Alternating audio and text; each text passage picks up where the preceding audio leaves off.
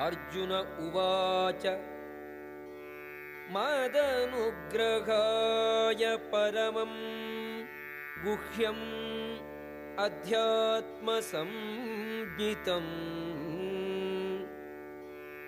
यत्त्वयोक्तं वचः तेन मोहोऽयं विगतो मम।